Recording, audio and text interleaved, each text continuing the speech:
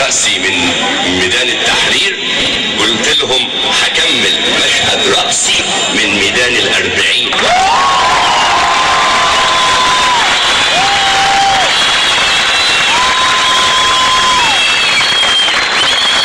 فخور بيكم يا أهل السويس، فخور بوقفتكم يا أهل السويس.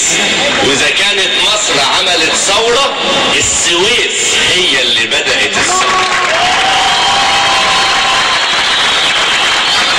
واللي يقول غير كده يبقى محتاج يقرأ التاريخ تاني.